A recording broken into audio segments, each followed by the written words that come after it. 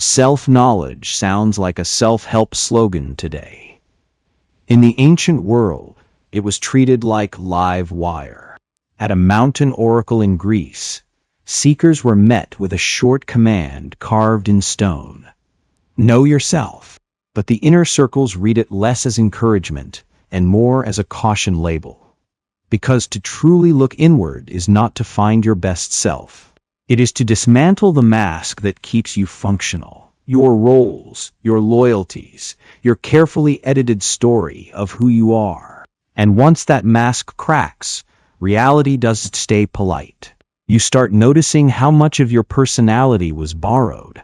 From family scripts, social rewards, fear of exile. Old Greco-Egyptian wisdom texts even hint that the unprepared can lose their footing. Sleep breaks, relationships strain, certainty evaporates. The initiatory schools understood what modern culture prefers to forget. Deep self-inquiry can unmake a person before it remakes them. And that is exactly why it was guarded, staged, and dangerous. To understand why the ancients feared self-knowledge, you have to understand what society actually is. Civilization is held together by truth. It's held together by shared agreements. What success looks like, what's acceptable to desire, what you were allowed to say out loud. Your identity is the interface that lets you survive inside those agreements. But real inner work attacks that interface first. Old initiatory traditions described the personality as a constructed shell, useful, necessary, but ultimately artificial. And when someone begins seeing their own mind clearly, the shell starts to dissolve. The person notices the split, who they perform as versus what they truly feel. The obedient child still living inside the adult. The hidden resentments behind politeness. The hunger for meaning behind ambition. This is why self-knowledge was never taught as a casual activity. It was treated like a controlled experiment. Too much exposure, too fast, and the nervous system rebels. You don't become enlightened. You become unstable. Because the old map of reality no longer matches what you were seeing. In the older mystery currents, those blending Egyptian ritual, Greek philosophy, and inner symbolism, knowledge was just information. It was a force. They believed certain realizations could rewire a human being like lightning in the brain. That's why many teachings were written in riddles, paradoxes, and layered metaphors. Not because the authors loved being cryptic, but because they understood a brutal truth. A mind can safely absorb what it is built to hold. The danger was external curses. It was the shock of seeing something too large. Imagine living your whole life as a character in a story. Then suddenly realizing you, the author, and the audience. Some people break open. Others break down. Even early spiritual dissenters within Christianity hinted at this, that inside the human being is a hidden spark. But if you expose it without preparation, it does feel like comfort. It feels like chaos. Suddenly your old fears look programmed. Your beliefs look inherited. Your guilt looks engineered. And the world around you begins to feel like a stage set. The first threat of self-knowledge is simple. It does politely improve your life. It destabilizes the foundation your life was built on. Centuries later, a Swiss psychiatrist would stumble into the same territory. Through science, not temples. He was hunting occult revelations. He was treating patients, but the deeper he listened, the more he realized. The psyche behaves like a hidden universe. He found that beneath the everyday mind, there are patterns older than personal memory. Primordial images, instinctive dramas, inner figures that appear in dreams like characters with their own intelligence. These weren't dumb. They were organized. And then he made a discovery that shocked him. The symbolic language of ancient alchemy mapped onto these inner processes almost perfectly. To him, the strange medieval images, kings dissolving in vats, suns marrying moons, beasts devouring themselves, weren't primitive chemistry. They were coded psychology. The alchemists were exploring the transformation of consciousness, but describing it in the only language that could safely carry it: myth. This is where ancient warnings suddenly make sense. When someone turns inward seriously, they don't just meet memories. They meet forces, complexes, archetypes, powerful emotional currents that can possess the mind like weather. The ancients feared self-knowledge because they knew this. You can't control what you awaken inside yourself. You can only learn to relate to it or be overwhelmed by it. Initiation was essentially psychological safety engineering. The old schools did throw beginners into the deepest material. They prepared the container first: discipline, ethics, symbolic training, gradual exposure. Because confronting the inner world too early can create what looks like madness, and modern clinical work confirms it. When unconscious content erupts without integration, a person can spiral into paranoia, dissociation, inflated delusions, or crushing despair. The psyche behaves like a pressure system. Repress enough for long enough, then open the door too quickly, and it floods. The ancient solution was structure, step-by-step descent. Not because truth was forbidden, but because truth is volatile. Self-knowledge dismantles the social mask, and underneath it you find raw material. Instincts, rage, grief, forbidden desire, and the terrifying realization that your moral identity was partly conditioning. You begin seeing how often you've been acting, not choosing. This is where many people retreat. They return to noise, to distraction, to comforting certainty. But the traditions insisted, retreating is not safety. It is sedation. If you want freedom, you must endure the moment where you don't know who you are anymore. Because that is the threshold. The personality cracks, and something deeper begins to speak. A key idea in Hermetic thought is that the human being is a miniature cosmos, not poetry, mechanics. The same forces that shape nature also shape your mind. The inner world is imaginary. It's a real system with laws. This is why the old maxim mattered: as above, so within. Your emotions aren't random storms. They follow polarity: love and hate, attraction and repulsion, devotion and disgust.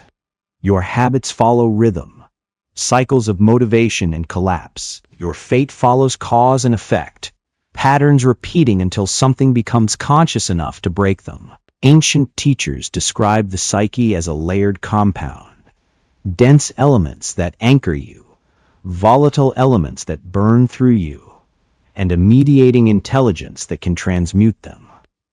The metaphor was chemical, but the meaning was psychological. The dense layer is your instinctive foundation: appetite, comfort-seeking, survival reflex. The volatile layer is desire, ambition, obsession, craving, will. And the mediating layer is awareness itself, the capacity to observe your own mind without being swallowed by it. Self-knowledge becomes dangerous at the exact moment this observing intelligence turns back on the system and sees it clearly. Because once you recognize your own programming, you can pretend it is there. And your entire normal life starts to look like a ritual you never agreed to perform.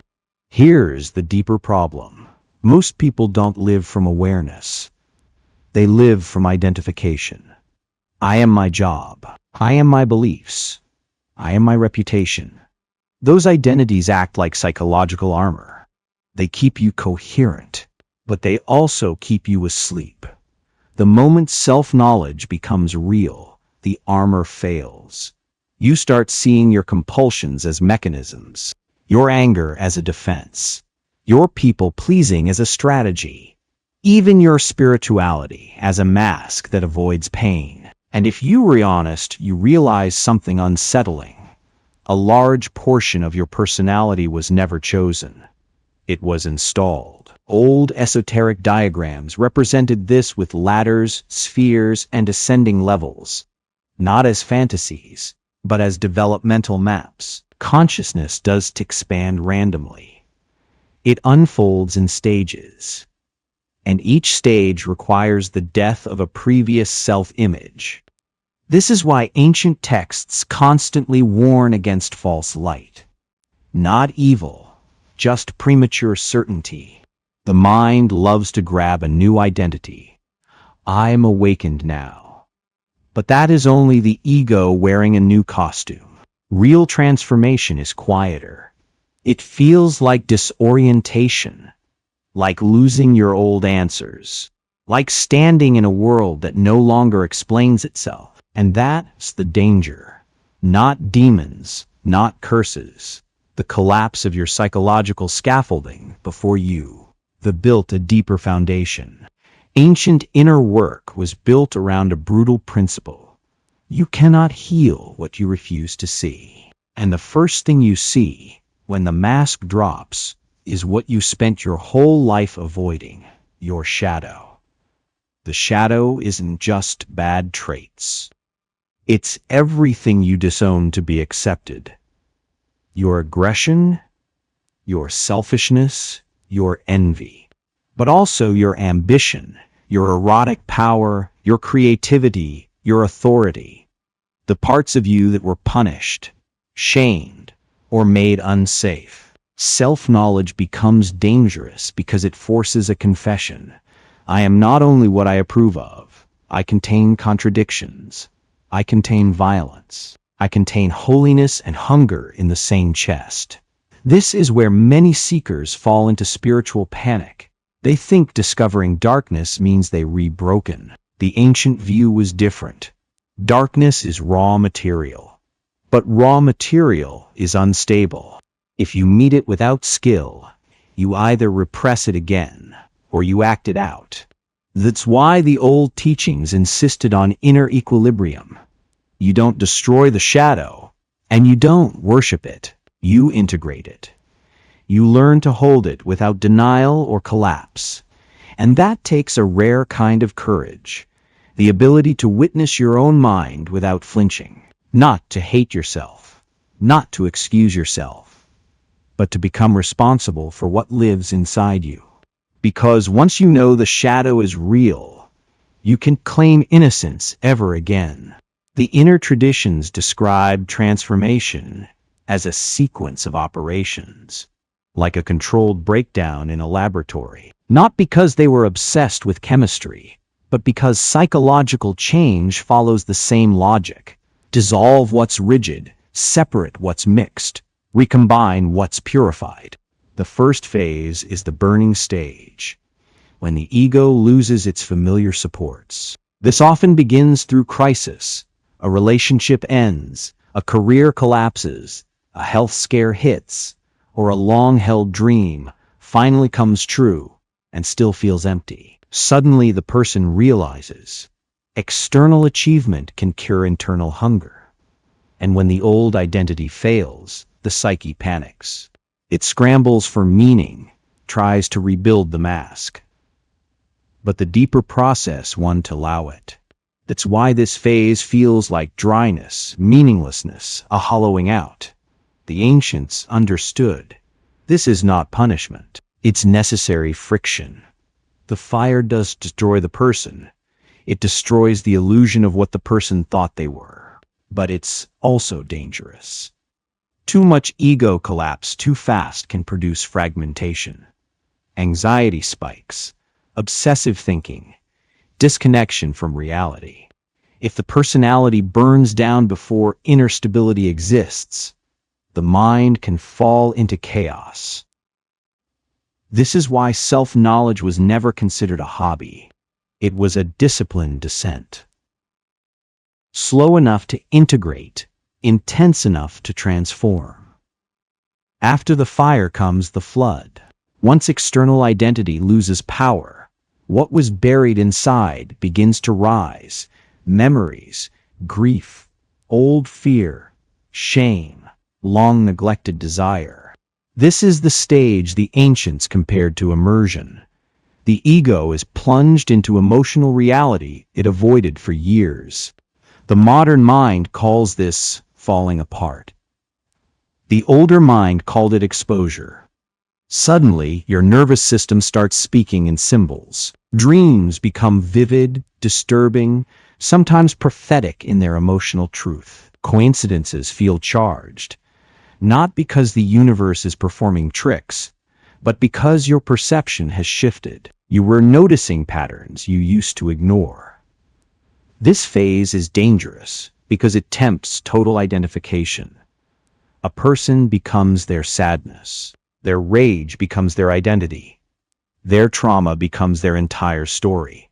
Consciousness gets swallowed by content. The skill here is not suppression, it's containment. To experience the emotional flood without drowning in it. The old instruction was simple. Dissolve, then reform. Let what is frozen melt, but do not allow the self to vanish into the water. This is how inner strength is built, not by staying comfortable, but by staying present inside discomfort without collapsing. And this is why self-knowledge was feared. Because once the buried material rises, you can unsee it. You can only integrate it, or let it rule you from the dark. Once the inner waters calm enough to see through them, the next work begins.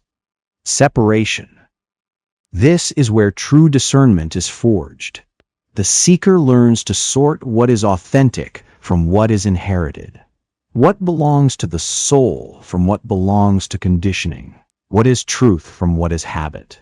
This stage is psychologically brutal because it reveals an uncomfortable reality. Much of what you called me was never you. It was your parents speaking through you. Your culture thinking through you. Fear making choices on your behalf. You begin hearing the inner voices clearly. That's not intuition. That's anxiety. That's not morality. That's people-pleasing. That's not conviction.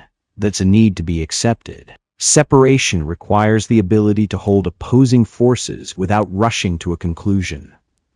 To stay in uncertainty long enough for clarity to arise naturally. Because premature judgment causes disaster. You might reject something valuable because it hurts, or keep something toxic because it's familiar. This is also where the shadow becomes more precise.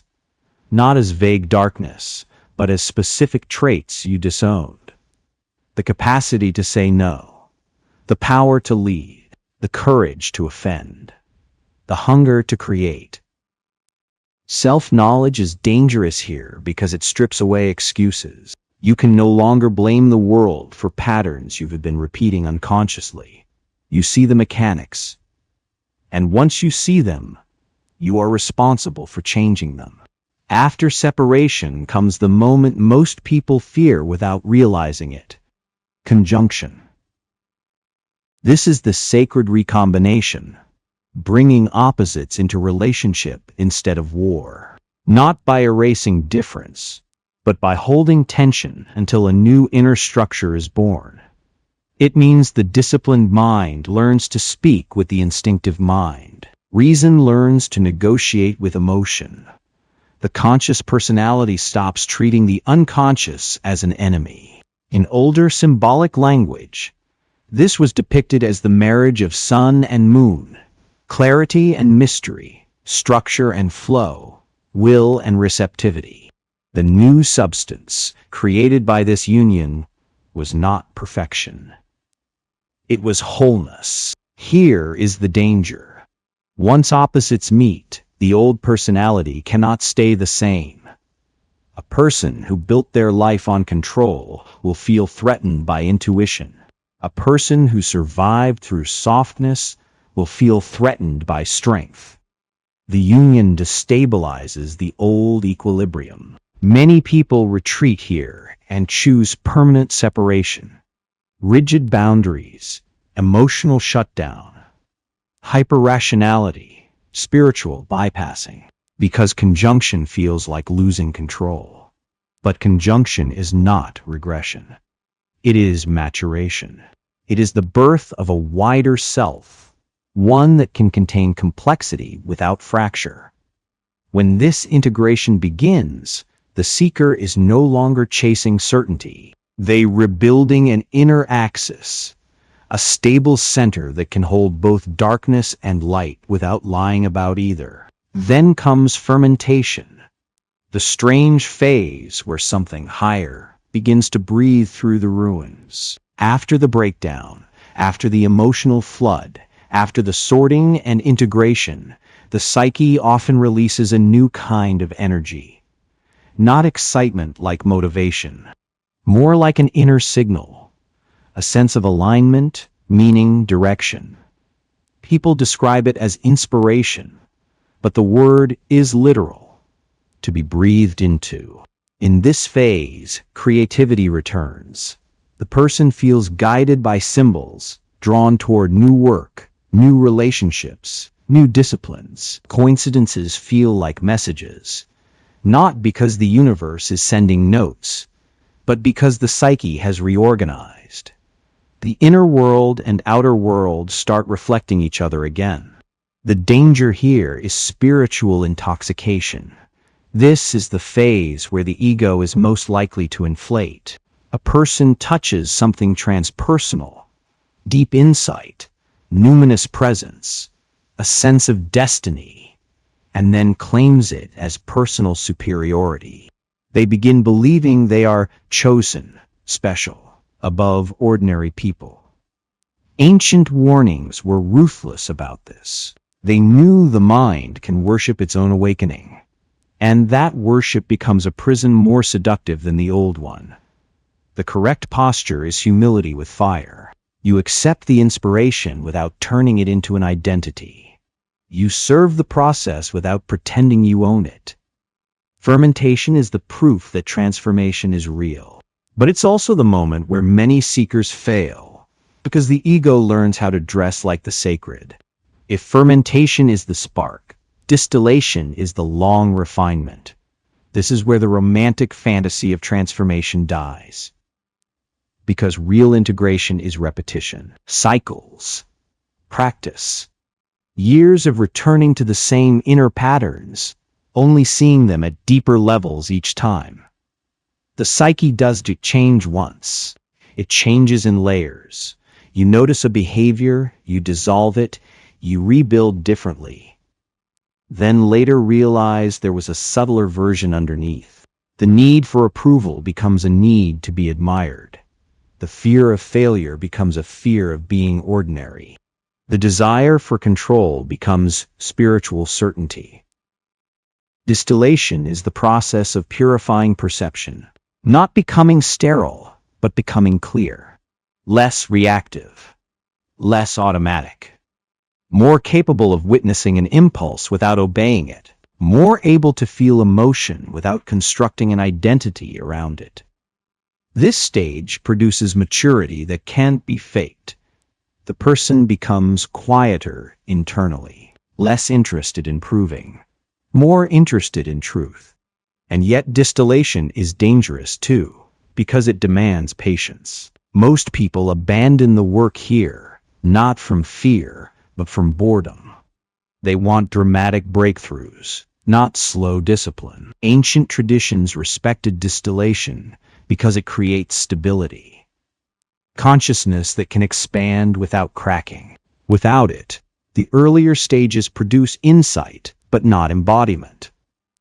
This is why self-knowledge was guarded, not because it's secret, but because it requires stamina most people don't train. The final operation is coagulation. the fixing of what was volatile into a stable form. In psychological terms, this is not final enlightenment. It's something rarer, a functioning relationship with your own depth. The person no longer lives as a puppet of unconscious forces. They still feel anger, desire, fear, pride, but those forces no longer drive the wheel. They can watch the impulse rise and choose. This is the real goal the old schools hinted at, an integrated personality able to stand in the world without being owned by it. Not perfect, but whole. And wholeness carries responsibility. Once you see your shadow, you can pretend you were harmless. Once you understand projection, you can blame others for everything you feel. Once you taste the transpersonal, you can live only for status and distraction without feeling the lie. This is why self-knowledge was considered dangerous. It burns away comfortable ignorance. It dismantles your excuses. It removes the option of unconscious living. The mystery traditions weren't trying to keep people weak. They were warning that awakening costs something. Your old identity, your old certainty, your old alliances with illusion. And the choice remains the same today as it was then. Stay safely asleep inside the consensus, or step into the forbidden mirror and let it remake you.